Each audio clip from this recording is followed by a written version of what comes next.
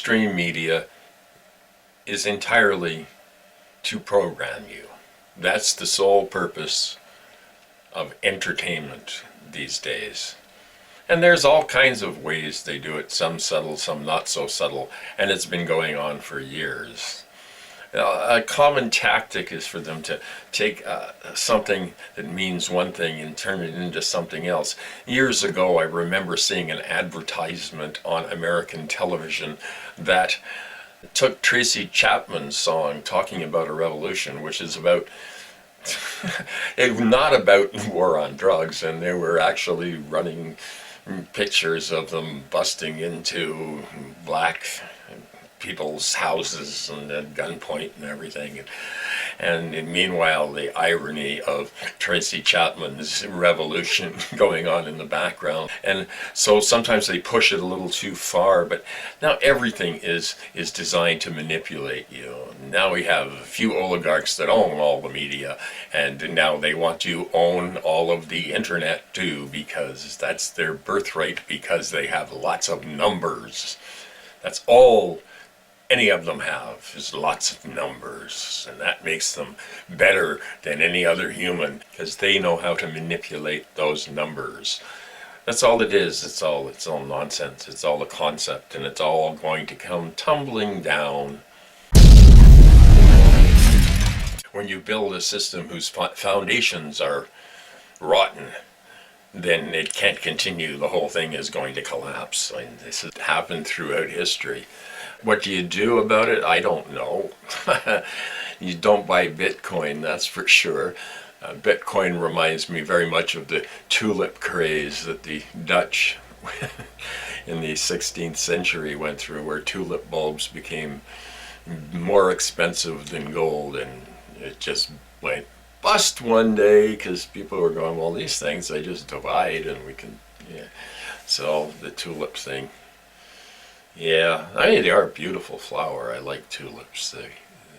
They remind you of spring and a rebirth and little animals jumping around and playing.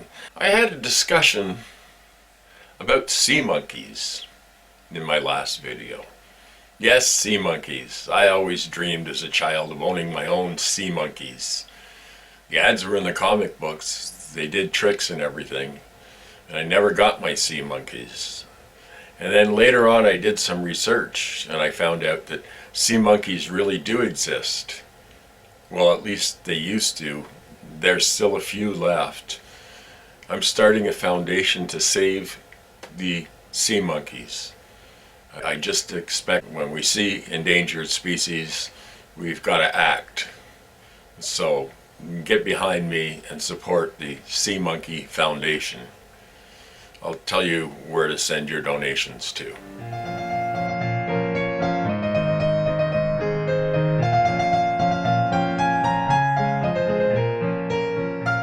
I'll say one thing about the Ukraine war, and that is, for the first time since Vietnam, we are seeing pictures of the ugliness of war on nightly news. And the same thing has gone on in Yemen and in countless other countries that America has invaded, and it had been completely sanitized. You did not see the suffering, the babies crying, the pets terrified. So it wasn't really happening. And when you live in a controlled media environment, as many of us do, it becomes problematic for the powers that be to have an excess of democracy.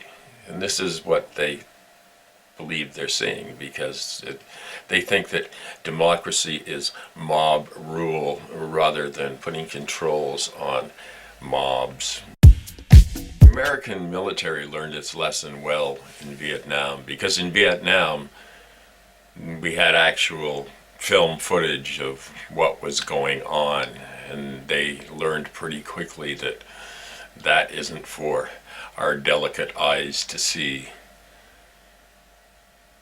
Because they know if you show the horrors of war, that you can't support that. If you see your nation engaging in crimes against humanity,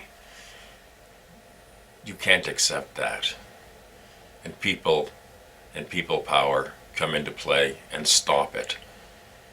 And things have gotten so much more complex, added to the world in turmoil and the war and climate chaos.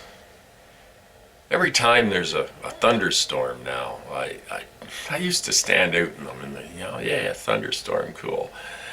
Now they just kind of at times terrify me when they get really intense and rain pours down with a ferocity I've never seen in my long years. Memories. Well, I'm going to go down memory lane a little bit here and tell you a story about a man named Jed. No, seriously, his name was Jed. When I was younger and more foolish, even more foolish than I am now, my wife and I were of modest means, lived in the back of an old Victorian house, and it was an apartment on the back, and it was in quite a posh neighborhood, and it was basically an old farmhouse that was still left over from the gentrification that had gone on there for years.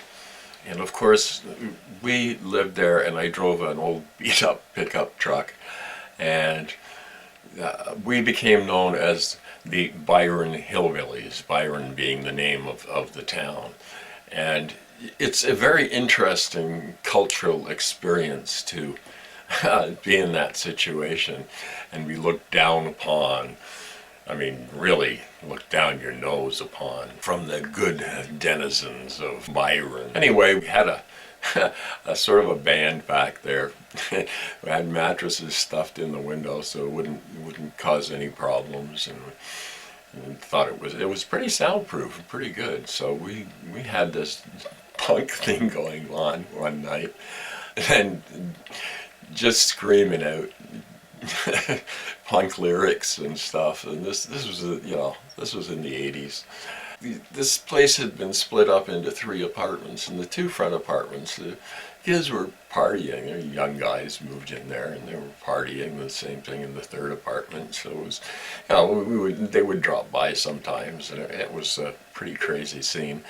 And one night the cops raided, and we were jamming away back there, just blissfully having a great old time, and the party in the front got raided, and we had no idea this had gone on until after it happened, because they didn't bother us because we were quiet, I guess. I don't know. It was a weird experience.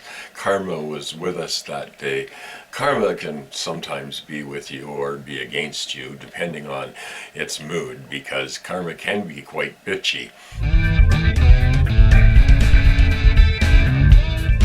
Well, it had to happen. The Vegematic channel is no more. It is now simply Veg with an exclamation mark.